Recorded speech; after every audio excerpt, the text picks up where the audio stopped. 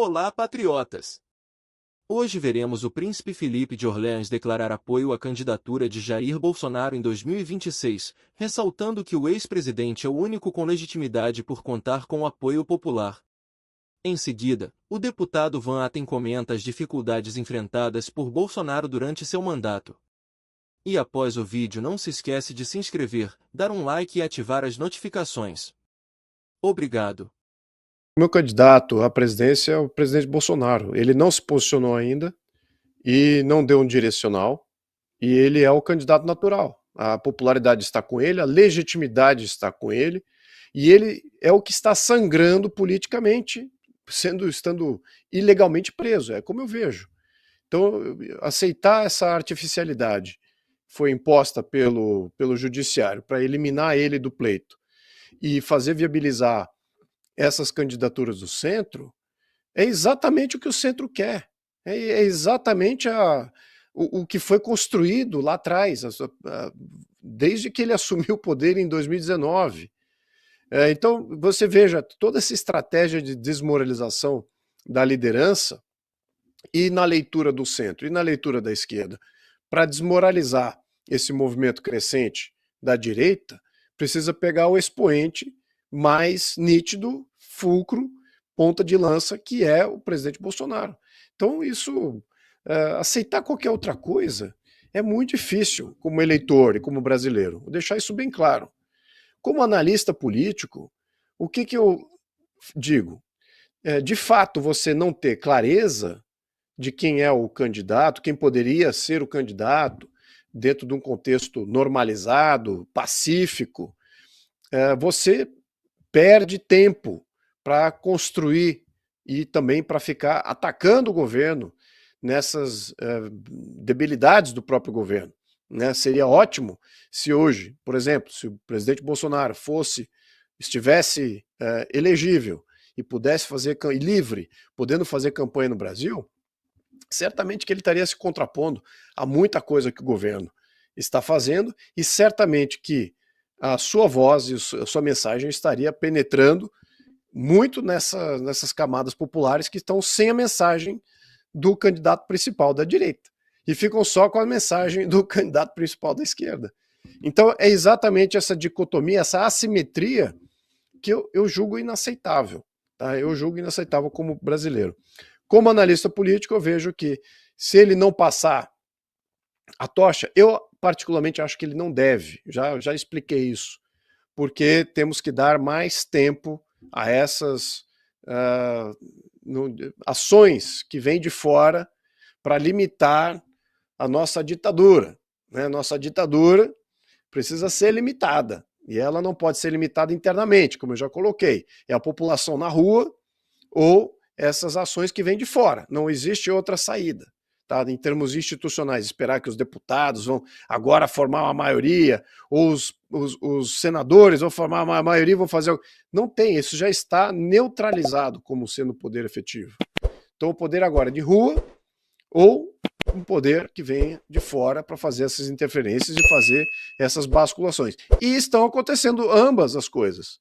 O que está acontecendo hoje? Hoje teve até greve, ou início de greve dos caminhoneiros, um posicionamento ali do grupo caminhoneiros. Então isso é uma ação popular e não é a primeira desse ano, ocorreram várias em diversas cidades, então a população está descontente, ativistas brasileiros estão descontentes, é exatamente isso que precisa acontecer, mais e mais e mais.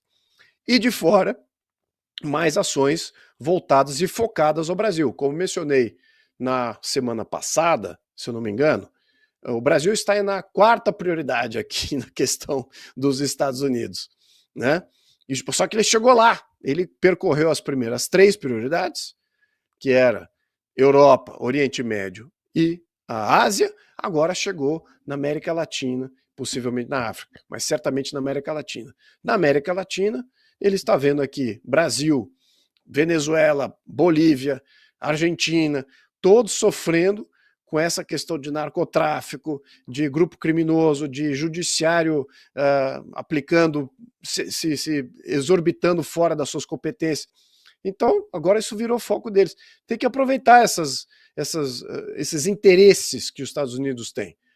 Será que os Estados Unidos têm o interesse de fazer o Brasil um Estado de direito e preservar a democracia? Olha, eu acho que ele vê isso como uma alternativa. Agora, é o interesse dele? Ele quer preservar o interesse norte-americano. Nós é que temos que conduzir a coisa para dar essa saída como sendo a saída certa, ou seja, restabelecer o Estado de Direito, restabelecer a representação democrática, a vontade popular, a limitação de poderes, separação de poderes, tudo isso que o que é a nossa função como cidadão. Então é por isso que eu digo, essa questão de analisar politicamente quem vai ser o presidente no próximo ano, os candidatos e tudo mais, eu acho que a gente tem que dar tempo a essas forças externas ao jogo político tal qual estão se apresentando agora. Eu não gosto de ficar achando que agora esse candidato do centro está mais à direita e esse é o cara.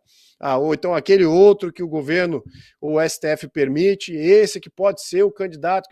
Eu não quero tecer esse julgamento ainda, porque eu não vejo nenhuma dessas alternativas como sendo a alternativa legítima.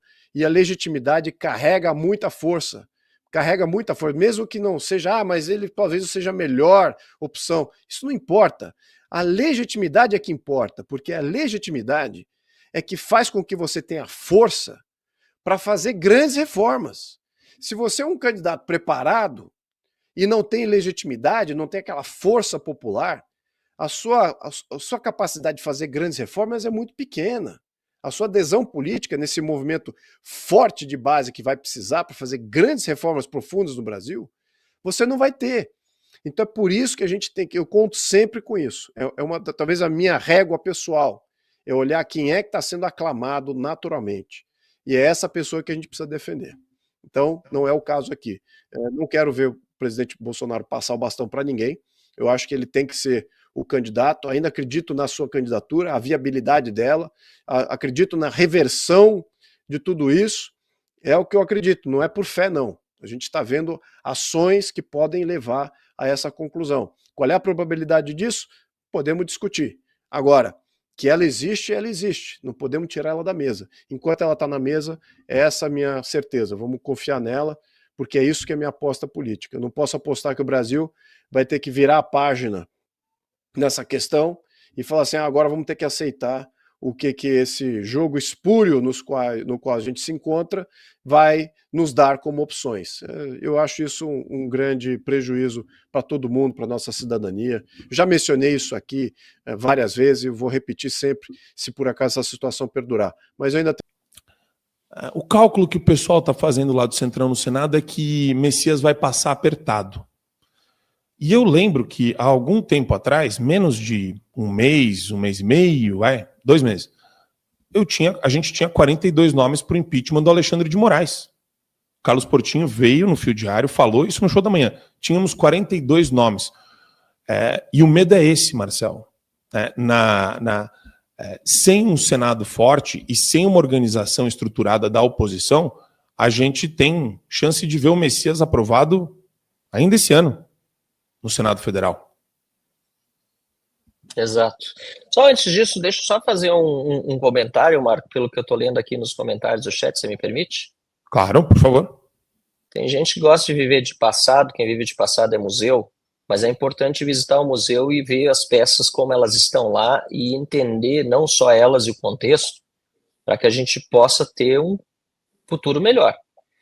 Então, tem gente, inclusive, usando de informações distorcidas, não tem a visão correta das coisas, para tentar vender uma imagem de que, neste momento, todo mundo tem que estar junto da direita e, por isso, a gente precisa estar junto nessa eleição do ano que vem para vencer o PT e precisa estar junto para ter maioria do Senado, mas vende uma imagem de que, dependendo do que aconteceu no passado, nós não podemos andar junto agora. Gente, vamos olhar direito porque aconteceu no passado, então, primeiro entender o que aconteceu para depois olhar para frente. Nós tivemos, nos últimos... Olha, quando eu voltei em 2013 para o Brasil, nos últimos 12 anos, muitas turbulências no país. Uma direita ainda muito incipiente em comparação com o que a esquerda ainda é, em termos de organização e de formação. Então, o que aconteceu nos últimos 4 anos, do governo Bolsonaro em particular, não pode ser parâmetro para o que a gente precisa fazer para o próximo ano. Tem que ser um instrumento de aprendizado, mas não de ataque ao nosso passado. Eu deixo bem claro, o Partido Novo cometeu, em vários momentos, muitos erros na sua estratégia de comunicação. Mas a bancada do Partido Novo na Câmara dos Deputados se manteve sempre unida a favor dos valores da direita e do Brasil. Basta olhar os nossos votos. E basta olhar também que, infelizmente, uma parte relevante do apoio que o Bolsonaro tinha na Câmara de partidos de direita, e principalmente do centro e do centrão, não acompanharam aquilo que deveria ter sido aprovado.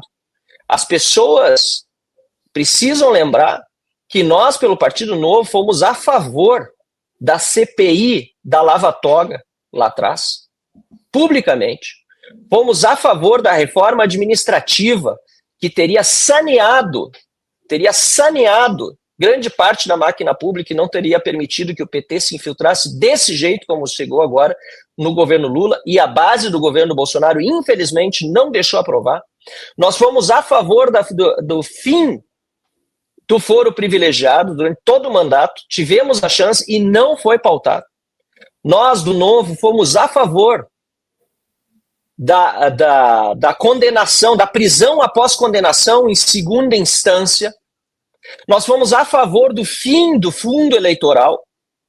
Então, quer dizer, uma série de coisas que nós defendemos e continuamos defendendo não foi aprovado durante aquele governo do Bolsonaro. E a gente entende que havia uma série de contextos ali que não permitiram.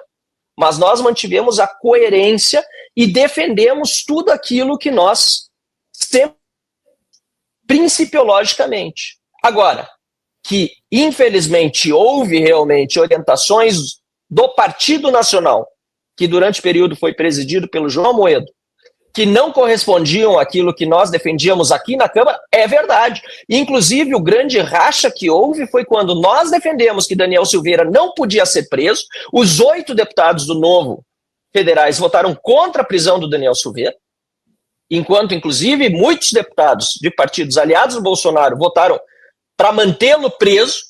O grande racha foi quando o João Amoedo foi para a internet nos criticar.